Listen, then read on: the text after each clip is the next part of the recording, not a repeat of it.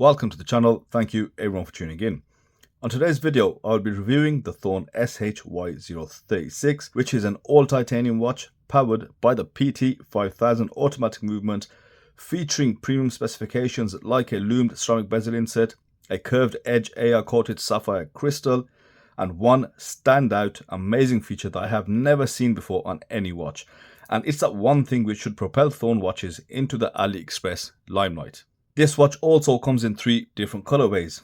You get the timeless black sunburst with red accented text, or the vibrant blue with red accented text, but I went with the more daring and definitely more interesting grey dial.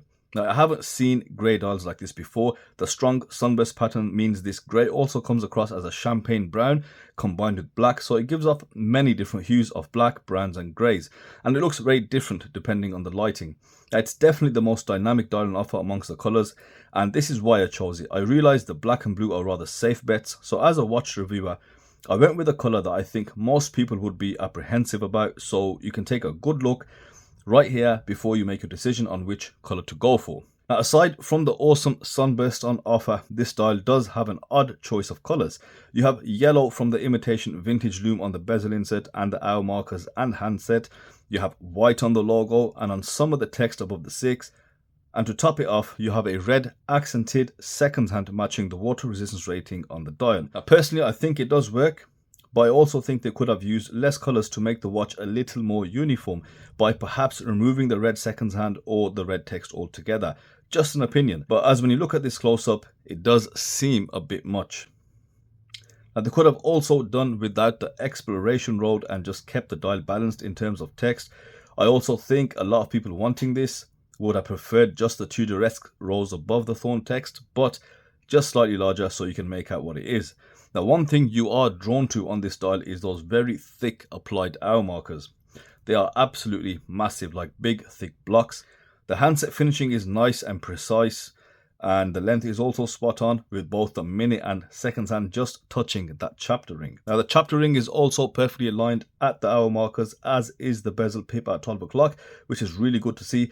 Definitely a testament to the level of precision on offer here from such an incredibly low price. Now, the loom on this Thorn is absolutely nuclear. That's because those large hour markers can hold so much loom, but you find the bezel insert and the handset also well loomed and just as bright. The other 2 colorways offer BGW9, and looking at this, I can only assume the loom on those is also going to be very bright. Now, before we move on to the bezel, I want to address this fantastic sapphire crystal. It has the edges of a top hat sapphire, but without the protrusion above the bezel. It gives a really good smooth finish to the edges and just looks way better over a normal flat sapphire crystal. No doubt this is more expensive than the usual ones we see, which is why I'm highlighting it to you. Now, the bezel, this is where we see the only real weakness to this watch. The rotation is a touch gritty and it will be slightly inconsistent until you really wear it in. Now, I would compare it to something in between the Seaston bezel and the 9 Dow on the same design.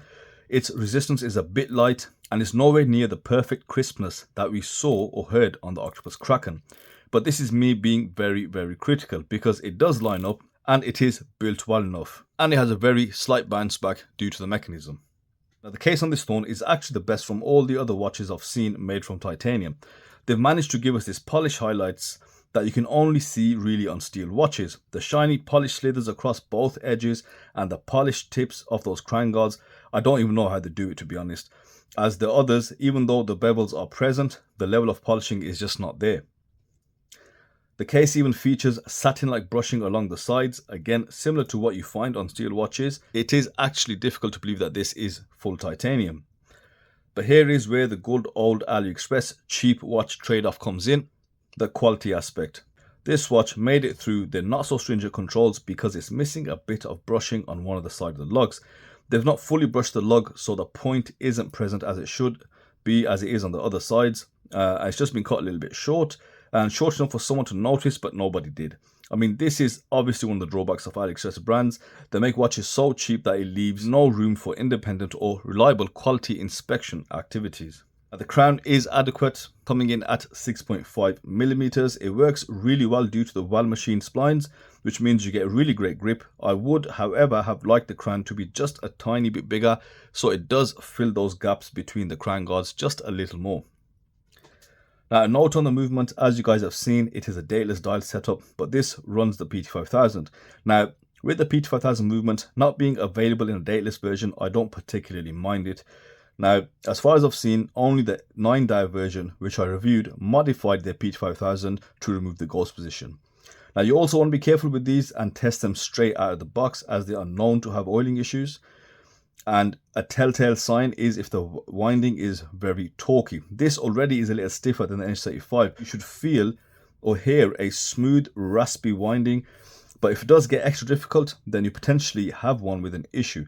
And what can eventually happen is the rotor starts to spin when you wind the watch. Now, unfortunately, I don't think any of these brands will accept the returns on a movement with a subjective failure definition, so that's something to watch out for. Made you guys wait long enough. Let's talk about the groundbreaking, game-changing feature Thorn has given us on this bracelet: toolless link removal. Yes, that's right, you can remove the links by just using your hands, and it's just so easy and well made and super clever the way they've done it.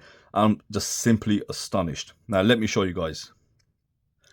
You start off on the side and you just pull apart one of the links. Now these links are held together by spring-loaded springs, or pins should we say. So once you remove that, you turn the link to the side, which allows you to obviously take out that link. If you want to remove 2 links, you go up to your second one, pull that apart and just slide it out. And then to put it back together, insert the pin, lift off that side of the link, pull it out and just press it back in. Now that is really easy, really good, and it seems quite robust too. There's a real strong tension to the springs, which means they won't just come apart by themselves, and it's held together really, really well.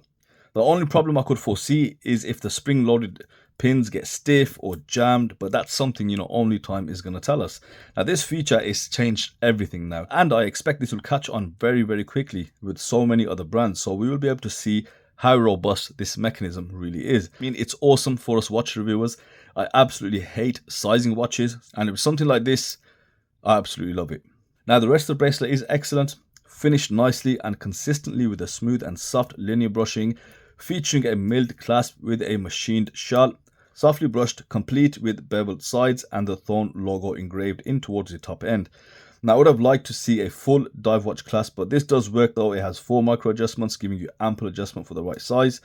Now on the wrist, the watch wears ever so well. One of the most comfortable watches I have worn. It's a perfect size for smaller wrists. The compact lug to lug and the female end links make this perfect.